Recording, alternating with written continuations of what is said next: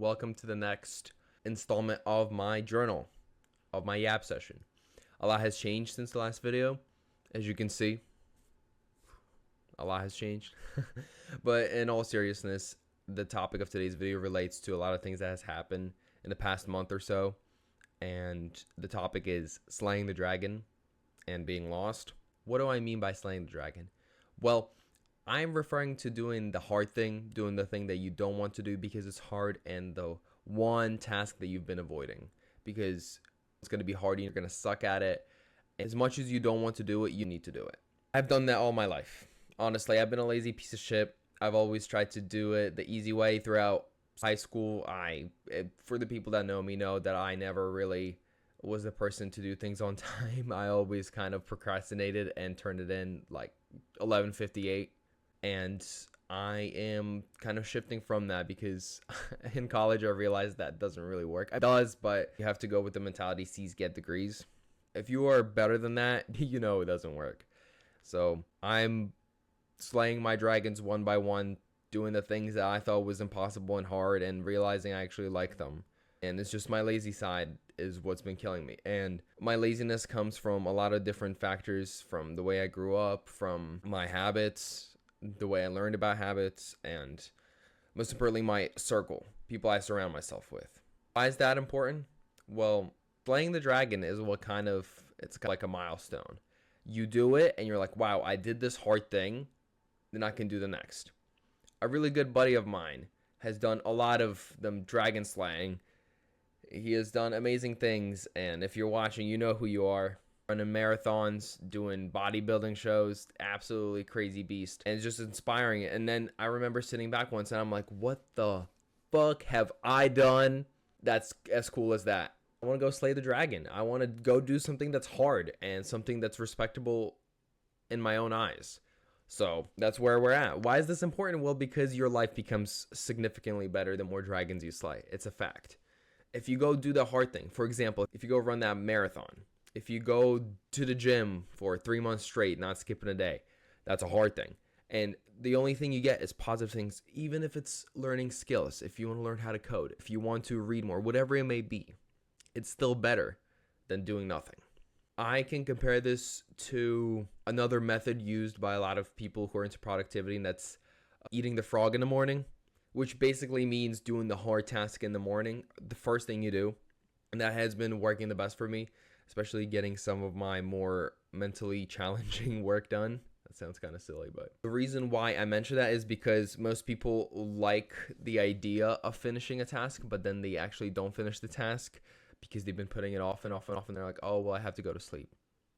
That's how it worked for me. So now I do my most important things in the morning, things that need to be done, things I know I can't skip, and I keep it going. So I started waking up very early, between 5 and 6 a.m., and that is kind of hard for me because you tend to go to sleep late, but it's shifting. It's definitely shifting. So I encourage everybody to, if you're a morning person, just go to bed earlier. That's the biggest thing.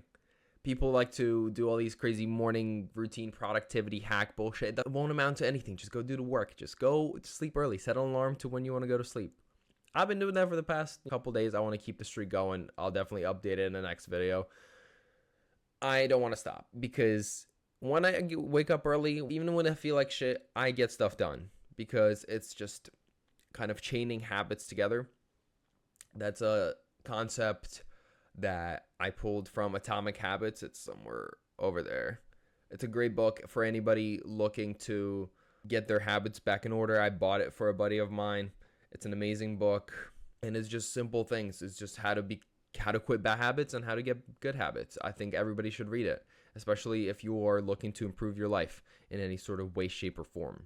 Why am I even talking about all this? Well, it's because I was lost, and I didn't know what to do, and it was daunting because everything that I worked for crumbled. Everything that I thought was going to be happening didn't happen because I basically went into the wrong room. So imagine you are faced with a couple of doors, and the ones you go through, it's kind of like paths of your life. Well, I think I went into a room that I don't think I wanted to pursue much further, and I'm glad I didn't go to the next door through that room. I'm glad I didn't go forward, because if I couldn't go back out of it, it would be bad. I'm glad I left that room and I went into a different one. I hope that makes sense. I was lost, and I went back to the one thing that I was scared to do, was to learn certain skills. It was to actually learn how to code. Funny enough, that's something that I thought was, hard when I was younger, even though I enjoy it. So as much as I do enjoy it or not, I want to do it because it's hard, because it's something that I can be like, hey, I did that. And it might seem silly to some people, but to me, that's a big step, because as somebody who always half-assed everything, and yeah, I got to some point, half-assing is only good when you are doing multiple things and you're putting your all into those other things. And how did I end up in this situation? Well, as I mentioned earlier in the video, it was due to my habits, my surroundings, my wrongdoings, and I want to emphasize the circle part. You are going to become the person that you surround yourself with. If you surround yourself with people who do drugs, who like to party every single weekend, who live from weekend to weekend, that's how you're going to end up. And I put myself through that. I was, extremely close with people like that. No hate to them, but that's not how I want to be. If you surround yourself with people who are like-minded, who are winners, who are actually doing stuff, slaying the dragons, you're going to become one of those too. And it's that exposure that's actually going to push you forward and propel you to where you want to be. Or if you want to stay in that crowd, you can too. It's your life. You can do whatever you want. If you actually want to move forward and want to do cool shit, you need to up your circle. And sometimes you're not going to be surrounded by anybody, because you're not at the point where people want to hang out with you. If you decide to go down this path, you're going to be lonely. You're going to not be talking to a lot of people, maybe none. And that's normal, because you've departed from the people you used to talk to go find a different circle, but you're kind of in that middle space where nothing is certain. You don't know who you want to talk to, who you want to surround yourself with, and it will all come to you. It's just a matter of time. And I think that time alone is great solidarity. It's great time to reflect. It's honestly an amazing period. And sometimes I catch myself kind of just drifting away and just like, as weird as it sounds, like staring at a wall and just thinking. And that's something that we as a society don't really do anymore. And it's kind of sad. I still struggle with sitting on my phone a lot, and I don't think I really want to do that as much.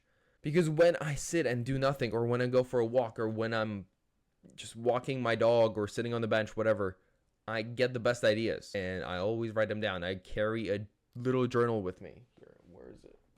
I carry two. I have two. One is playbook of mine. One is kind of an idea, creative idea one, and the other one's kind of my rules that I want to go by. I recommend everybody do that. Just unplug. It's simple. Everybody says it. Just go for a walk. It's not that deep. People like to overcomplicate a lot of these concepts of self-help and self-improvement. It's not that deep.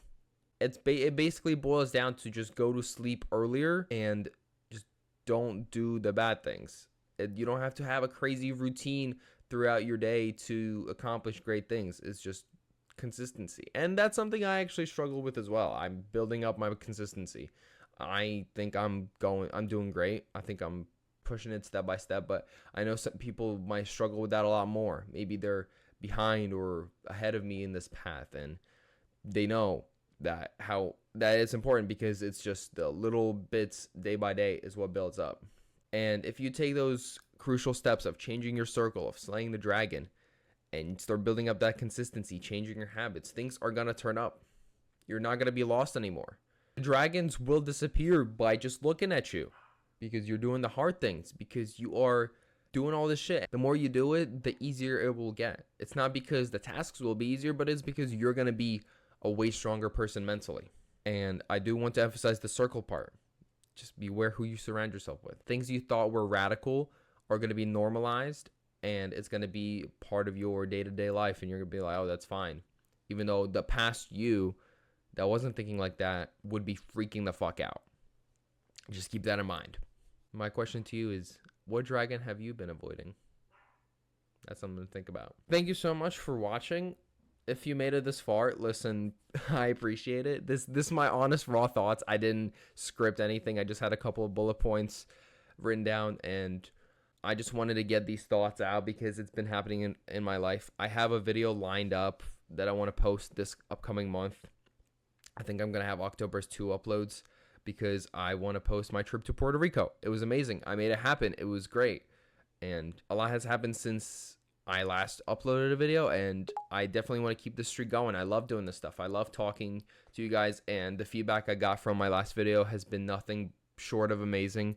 A lot of people that I didn't expect to reached out and have complimented me on a lot of different things, and some people that I didn't expect to benefited, and they got something out of my video, and I think that's why I do it. Just by hearing that my silly little advice helped somebody in their life because they took it just makes me feel really happy, because I used to not value my words much.